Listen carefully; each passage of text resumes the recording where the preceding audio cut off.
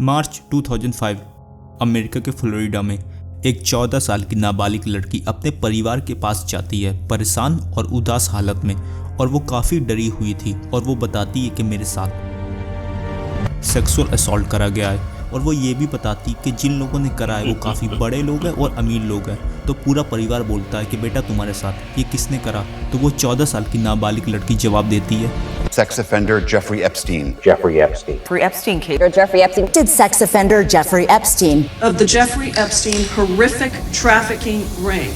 Are they credible? Are they credible? Are they credible?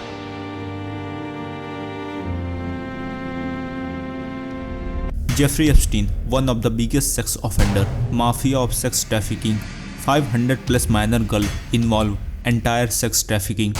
Jeffrey Epstein file contains lakhs of pages. Bill Clinton, Donald Trump, deep relation with Jeffrey Epstein. जिस इंसान के relation bill Clinton, Donald Trump जैसे लोगों से हो गए, उसकी net worth का आप आइडिया लगा सकते हो, $600 मिलियन। हाँ, बिल्कुल सही सुना आपने। जेफरी एप्स्टीन की नेटवर्थ अराउंड $600 मिलियन थी। 1 million estimated 8.9 CR Indian rupee, 10 million estimated 89 CR Indian rupee and 600 million estimated 5,300 Indian rupee. पर जेफरी एप्स्टीन हमेशा से इतना अमीर नहीं था। In fact he failed lots of time starting in his career, और एक काफ़ी मिडिल क्लास और गरीब घर से आता था।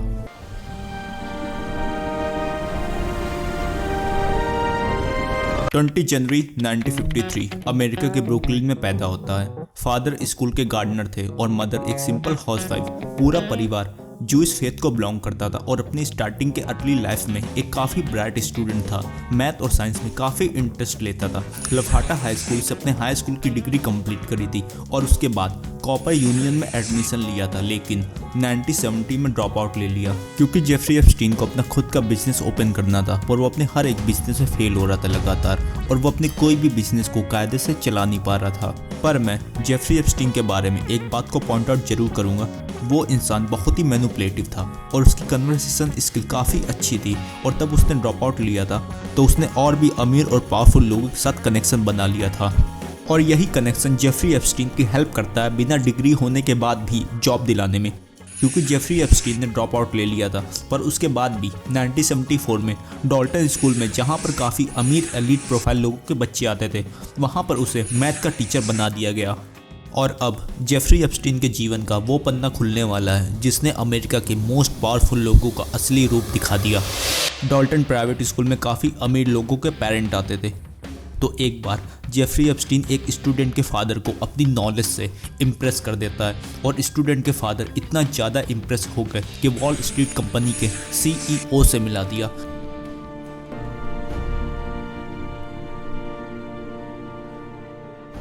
वॉल स्ट्रीट कंपनी एक मनी मैनेजमेंट फर्म थी और वो अल्ट्रा रिच लोगों का पैसे को मैनेज करती थी। अब ईयर आता है 1975। जेफरी एप्स्टीन अपनी डॉल्टन स्कूल की जॉब को रिजाइन कर देता है और वॉल स्ट्रीट कंपनी में फाइनेंसर, पर्सनल एडवाइजर और मनी मैनेजमेंट का काम करने लगता है। मतलब वो बहुत अमीर लोगों के पैसे को मैनेज करने लगा था, लाइक लेस वेक्सनर, लियोनल ब्लैक और भी काफ़ी नाम है, लेकिन वो पब्लिक के सामने आए नहीं है। और 1976 से लेकर 1981 तक Jeffrey Epstein Wall Street company में काम करता है, और उसके साथ ही वो अपने कनेक्शन भी बना रहा था पावरफुल लोगों के साथ। और उस टाइम पीरियड में जेफरी एप्स्टीन को एक ऐसी पार्टी में देखा गया जहां पर माइनर गर्ल्स आती थी जिनकी उम्र 18 साल से कम होती थी, और उसके बाद जेफरी एप्स्टीन को और भी कई बार देखा गया माइनर गर्ल्स के साथ। एक तरफ तो जेफरी एप्स्टीन ने 1981 में अपनी खुद की कंपनी खोल ली, और दूसरी तरफ जेफरी एप्स्टीन उन अमीरों को या फिर अपने क्लाइंट को माइनर गर्ल्स के साथ पार्टी वगैरह भी कराने लगा था। पर अब तक जेफरी एप्स्टीन ने बहुत लार्ज स्केल में सेक्स ट्रैफिकिंग के अपने बिजनेस को चालू नहीं करा है, वो केवल अपने नेटवर्क को बना रहा है। और तब उसके नेटवर्क में बिल क्लिंटन और डोनाल्ड ट्रंप जैसे लोग आते हैं, तो उसने सेक्स ट्रैफिकिंग और तेज़ी से शुरू कर दी थी क्योंकि क्लाइंट का नंबर इंक्रीज हो गया था। Bill Clinton, Donald Trump, Bill Gates, even Stephen Hawking also, क्या बात है, ये सब क्लाइंट तो नहीं थे लेकिन जेफरी एप्स्टीन के अच्छे दोस्त थे।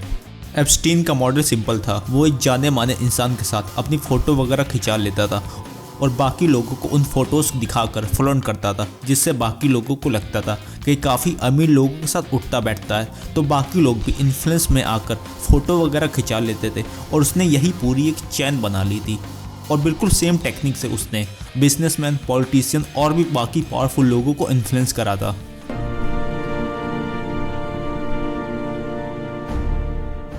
एक तरफ तो जेफरी एप्स्टीन अपनी कंपनी देख रहा था और दूसरी तरफ अपने क्लाइंट को माइनर गर्ल्स के साथ पार्टी वगैरह भी करा रहा था, और इस पूरे नेटवर्क को हैंडल करने में गिलियन मैक्सवेल उसकी हेल्प कर रही थी।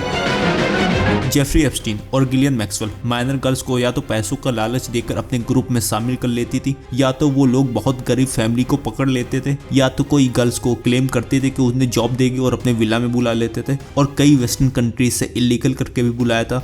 और जब इन सब तरीकों से हार मान जाते थे तो वो डरा और धमका के अपने ग्रुप में शामिल करवाते थे। और वो सब गर्ल्स माइनर होती थी, मतलब उनकी उम्र 18 साल से कम होती थी। तो आप खुद भी आइडिया लगा सकते हो कि इंसान कितना बेहुदा होता है। और ये वीडियो तो आपने देखा ही होगा जहाँ पर गर्ल्स एडमिट कर रही कि जब उनकी उम्र कम थी, मतलब वो माइनर थी, तो उनके साथ सेक्सुअल वायलेंस हुआ था जेफरी एप्स्टीन और उसके लोगों के द्वारा। I was 14 years old. I was 16 years old. I was 16. 17, 14 years old. This is me. This was me. This is me when I met Jeffrey Epstein. This is me when I met Jeffrey Epstein.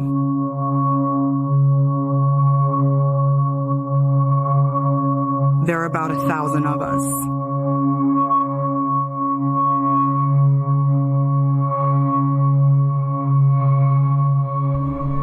It's time to bring the secrets out of the shadows. It's time to shine a light into the darkness.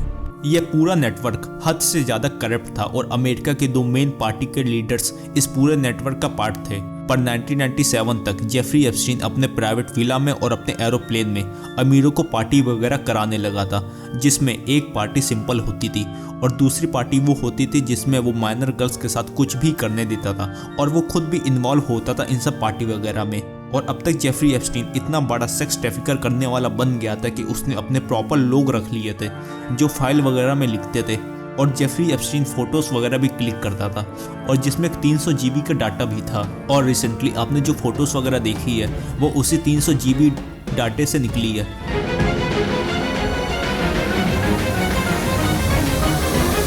और वो उस डाटे का 0.1% है। तो आप खुद भी आइडिया लगा सकते हो कि ये पूरा सेक्स ट्रैफिकिंग का बिजनेस कितना बड़ा होगा कि यूरोप तक से माइनर गर्ल्स को इनवाइट करके बुलाया जा रहा है।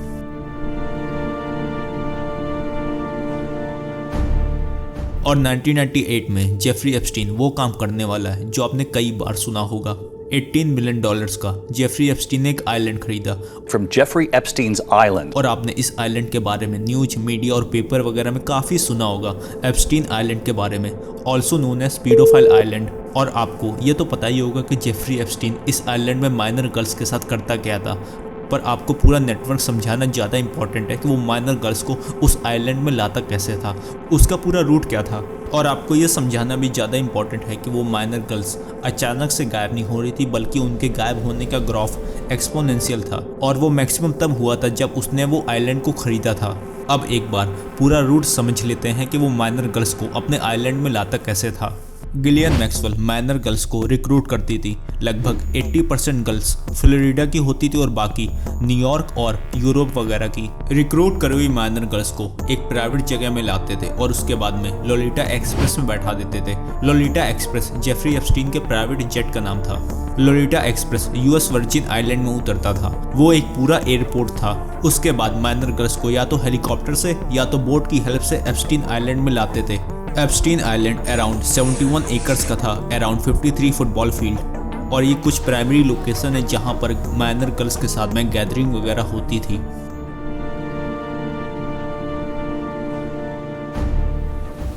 अब ये पूरा सेक्स ट्रैफिकिंग का बिजनेस एकदम सही चल रहा था until March 2005 इज अराइव्ड, क्योंकि उस दिन जेफरी एप्स्टीन के खिलाफ एक पेरेंट कंप्लेन फाइल कर देते हैं कि उनकी 14 साल की बेटी का जेफरी एप्स्टीन ने फ़ायदा उठाया है, और डे बाय डे और कंप्लेन आने लगी थी, और अब ये मैटर दबाया नहीं दब रहा था। और 2006 में पाल्म बीच पुलिस डिपार्टमेंट एक रिपोर्ट बनाती है जिसमें वो क्लेम करती है कि जेफरी एप्स्टीन ने न्यूयॉर्क में अपने प्राइवेट रेसिडेंट में एक माइनर गर्ल को बुलाया था और उसके साथ फिजिकल असॉल्ट करा था, इन शॉर्ट उसका रेप करा था। और पुलिस ये भी बताती है कि उसने 36 गर्ल्स की और स्टेटमेंट ली है और कोर्ट में भेजा है। और अब इस केस का मोस्ट कंट्रोवर्शियल पार्ट आने वाला है। अगर मैं आपसे बोलूं कि आप जेफरी एप्स्टीन को किस लिए जानते हो तो आप बोलोगे सेक्स ट्रैफिकिंग और माइनर गर्ल्स के साथ रेप करता था, राइट।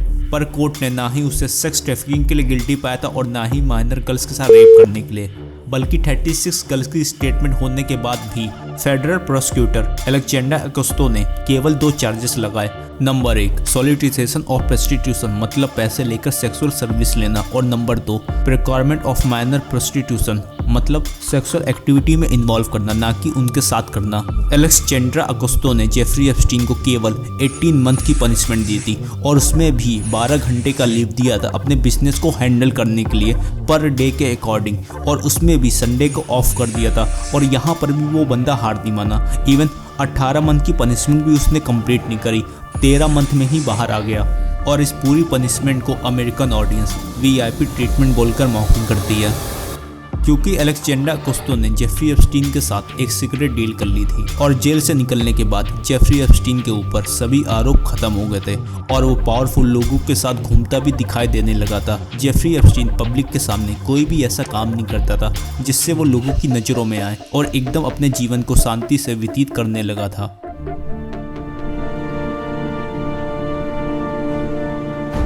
और ईयर आता है 2018। जूली ब्राउन एक रिपोर्टर थी मियामी हेराल्ड न्यूज़पेपर की और उन्होंने लगभग 60 वुमेन्स की स्टेटमेंट ली थी कि जब उनके साथ सेक्सुअल वायलेंस हुआ था तो उनकी उम्र अंडर 18 प्लस थी और 2018 आते आते वो सब काफ़ी बड़ी हो गई थी।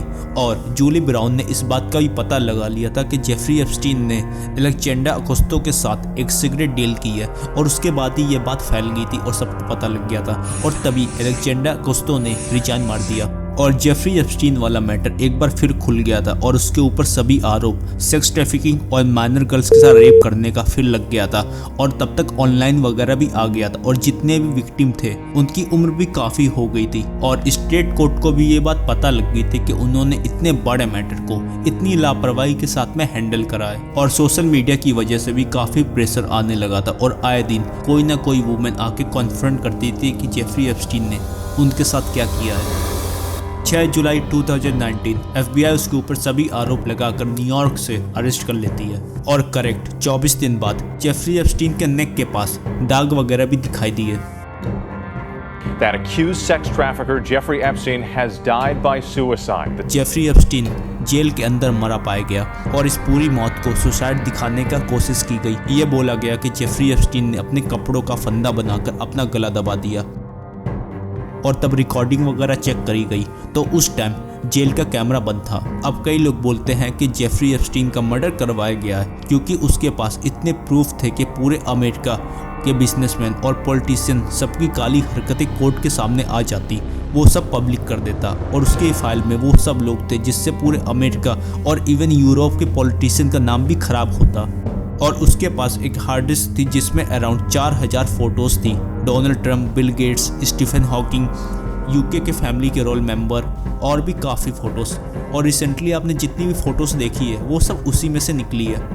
तो आप आइडिया लगा सकते हो कि ये पूरा सिस्टम कितना करप्ट होगा और कितना पावरफुल होगा और आप ये भी आइडिया लगा सकते हो कि इन लोगों के लिए कितना आसान होगा जेल के अंदर से किसी को मरवाना।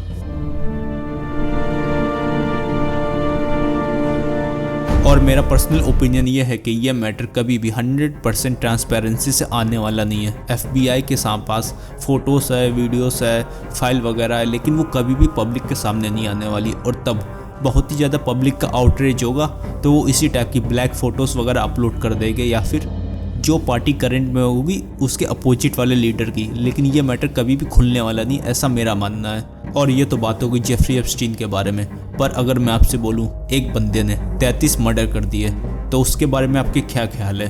तो इस वीडियो में क्लिक करिए और देखिए कि इस बंदे ने कैसे 33 लोगों को अपने घर के अंदर दफना दिया। और फिलहाल इस वीडियो में इतना ही देखने के लिए आपको धन्यवाद, बहुत बहुत धन्यवाद। सब्सक्राइब करिए, ये इंपॉर्टेंट है।